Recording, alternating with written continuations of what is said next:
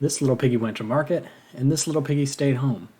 This little piggy had roast beef, and this little piggy had none, and this little piggy cried wee, wee, wee, all the way home.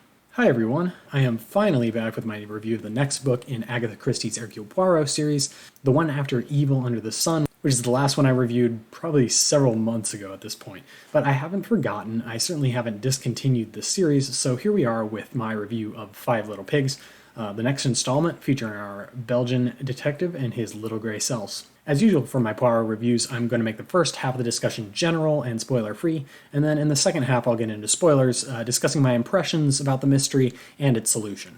I'll give a big and obvious warning before I get to that point, though. Also, I apologize about the really uninteresting background I have right now.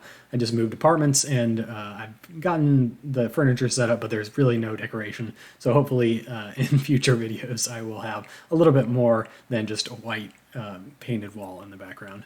Anyway, Five Little Pigs is just as it sounds, inspired by the children's nursery rhyme that I opened this review with. It seems like Agatha Christie was on a kick at the time, following other titles such as the Poirot novel 1, 2, Buckle My Shoe, and the independent mystery, but one of her most famous, And Then There Were None, featuring a nursery rhyme about 10 little soldiers. In fact, I have reviewed both of these novels on my channel since I read them just within the past year or so. For And Then There Were None, I found that using the nursery rhyme worked really well, basically foretelling what was going to happen before it actually did, and highlighting the killer's bizarre and somewhat creepy mind in using a nursery rhyme as the template for the killings. For 1, 2, Buckle My Shoe, though, one of my least favorite Agatha Christie novels thus far, I found the nursery rhyme almost irrelevant to the plot, and as I discuss further in that review, sometimes Christie's efforts to work the details of the nursery rhyme into Poirot's investigation of the mystery felt just kind of forced and laughable. So where does Five Little Pigs fall in its use of nursery rhyme? Well, I'd say somewhere in the middle. In Five Little Pigs, the rhyme isn't really a foretelling of what's going to happen, it's a characterization of the suspects. There were 5 suspects around when our victim, the artist Amias Crail, was murdered while painting, in what was apparently due to someone poisoning his glass of beer that he drank as he was painting. So first we have a man working in finance, Philip Blake, the one who went to market. Then there's Meredith Blake, a man, not a woman, the piggy who stayed home in the estate next door to the victims, basically growing herbal medicines and doing chemistry experiments like, making poisons. There's Elsa Greer, a seemingly vain young woman who received the metaphorical roast beef of the world and who not only was the subject of the victim's latest portrait, but also with whom the victim Amias Crail seems to have been having a little affair with, and in fact promised to marry shortly before he was murdered. Then there's Cecilia Williams, the governess in the household, who had no roast beef, but who worked to ensure the best for her governee, Angela Warren. I'm not really sure what the word is for someone who a governess works for. And then finally, there's Angela Warren herself, the half-sister of the victim's wife, Carolyn, whose face was disfigured when she was young because Carolyn, in a fit of rage, threw an object at Angela, making her cry wee, wee, wee, and also making Caroline feel enormously guilty in a way that she never really truly forgave herself for. By avoiding trying to work the rhyme in too intricately or to use it to explain every little detail of what's going on, Christie makes it fit more naturally here. More than that, though, Christie's use of the rhyme tidies things up a bit for us readers. It confines our suspicions to a specific set of characters. Now, we can't be absolutely certain that the killer is going to be one of these 5 suspects, but as we learn about them, it's really hard to see how anyone else could have been the killer. There is one exception, which is that the victim Amias Crail could have been killed by his wife Carolyn, who was in fact the one convicted of the murder 16 years ago and died in prison soon after. In any case, though, the suspects are lined up here right in front of us for us and Poirot to consider, and the use of the nursery rhyme really makes this clear. So good job, Agatha Christie, in your use of Five Little Pigs as a scaffolding for this novel. The investigation process in this novel, like the outlining of suspects, is especially nice and tidy, even for a Poirot case. Poirot first hears about the 16-year-old murder case from Carolyn Crail's daughter, Carla LeMarchant, who is quite convinced by a letter she's received from her late mother that her mother was actually innocent, and she's desperate to tie up this case once and for all. Unlike some of Agatha Christie's mysteries in which Carla LeMarchant might herself be an obvious suspect at this point, Carla was not present at the house on the day of the murder, and I think she was a fairly young child at the time, so her non-involvement with the murder itself is not really a matter of dispute. Now, Poirot first learns about the 5 suspects who were present, aside from Carolyn Crail herself, the 5 little pigs, if you will, and then he proceeds to go and interview each one of them.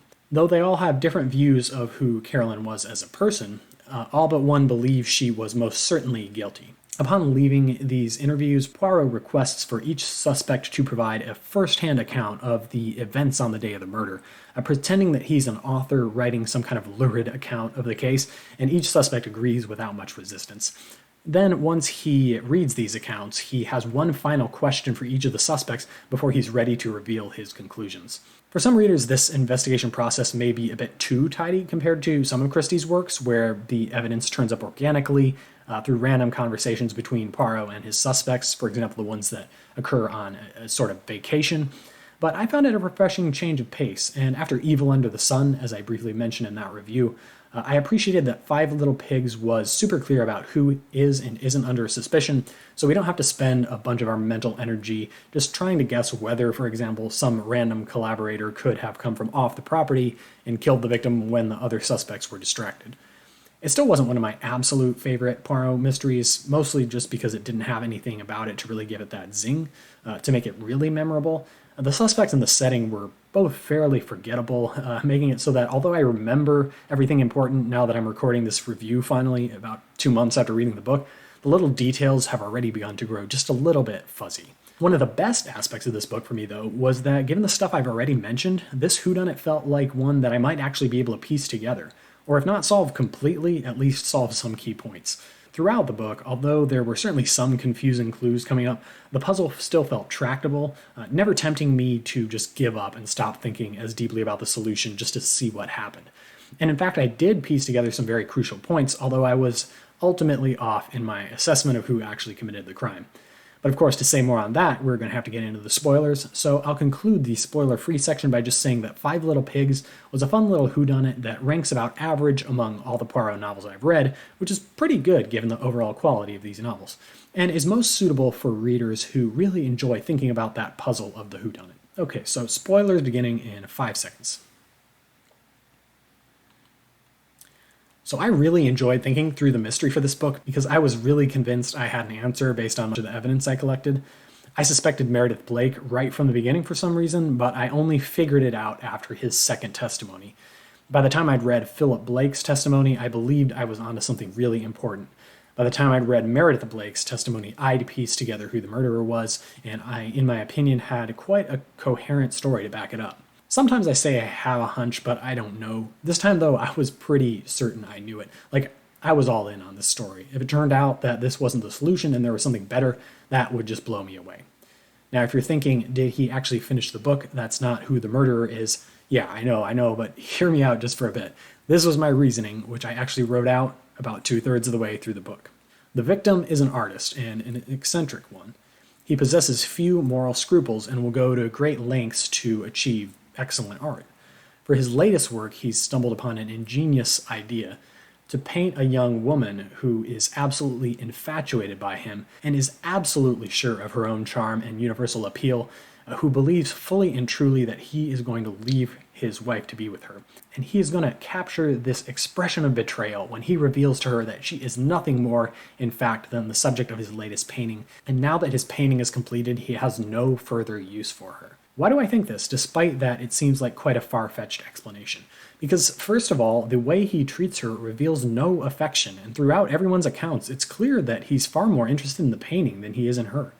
Furthermore, we have several seemingly out-of-place pieces of evidence that he and his wife remain devoted to one another.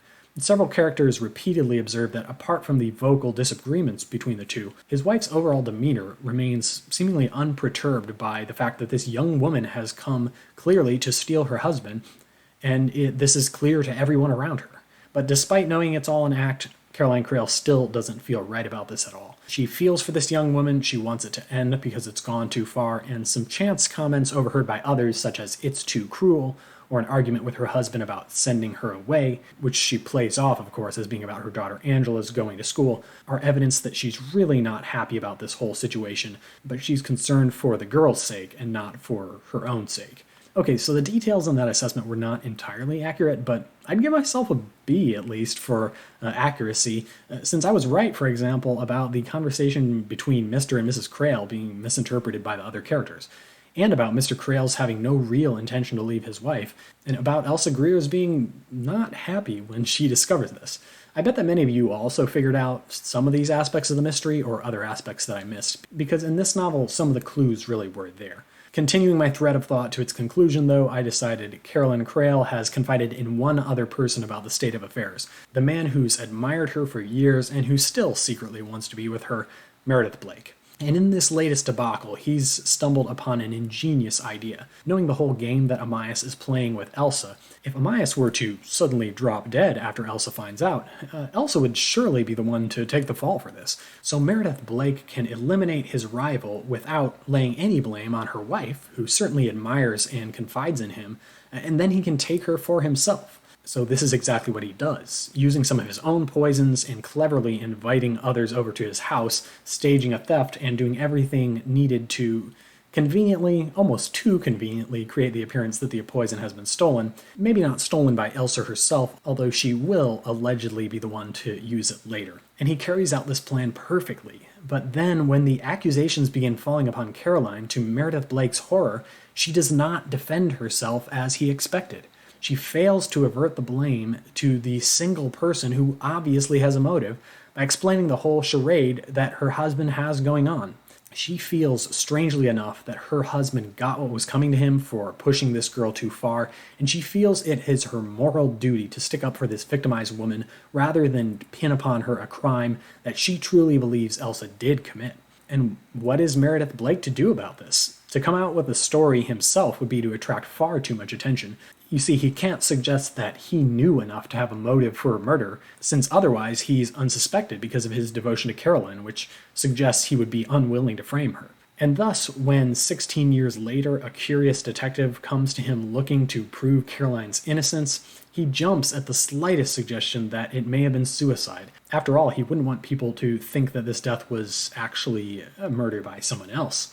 His story is fanciful and even contains a touch of drama as he describes the precise scenario that would have led the artist to take his own life.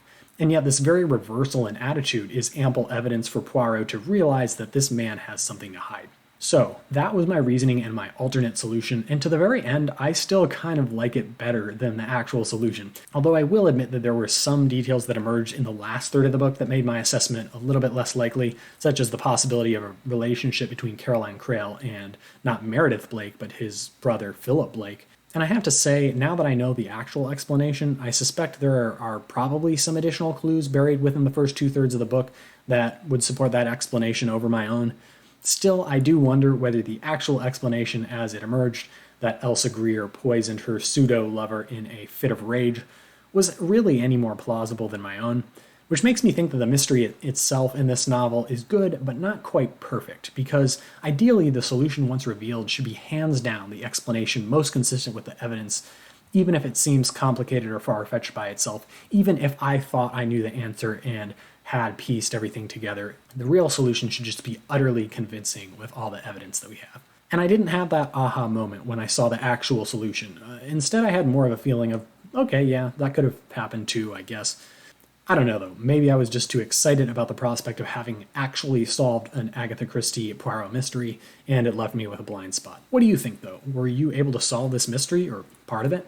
Leave a comment, but also include a spoiler tag if you do, and a few spaces so it won't be immediately visible to anyone else who watches the video. I'll also mention the crime scene evidence in this book was kind of interesting too, with some evidence that clearly appeared to be tampered with, a beer bottle with unnatural upside-down fingerprints on it or something like that, and a persistent question of when exactly the poisoning happened and whether it was through the glass in which the beer was poured or the bottle itself. The downside to this aspect of the novel, though, in my opinion at least, is that the chain of events was complicated enough that, although some possibilities for the way the crime was committed could be ruled out because they weren't consistent with the evidence, like the killer actually had to be there at some point to administer the poison, there were a lot of opportunities for this to happen in various ways, any of which could be considered consistent with the evidence. So I wouldn't really consider the crime scene evidence one of the best aspects of this book, one of the surefire ways of solving the crime. In fact, I think the evidence of the portrait, the unnatural expression on Elsa Greer's face, is far better evidence that something was wrong, and I did catch this evidence, although I didn't quite naturally draw the conclusion that it was meant to imply that she was the murderer. I just thought it must mean, as it did, that she did know at this point that something was fishy about the relationship of Amias. But together with the suspect accounts, which also reveal a little bit of the psychology of how each suspect thinks, it all made for a pretty fun mystery in the end. So that's Five Little Pigs. Worth a read, especially for someone who wants a book heavily focused on the mystery itself, in contrast with, for example, the next book in the Poirot series, which I'm going to review, The Hollow, which I've just finished reading and which focuses a lot more on the characters' personalities than a typical Poirot mystery. If you want to see that review when I finish it, or a whole variety of other reviews on a whole variety of topics, don't forget to like this video and subscribe. So until next time, bye and happy reading.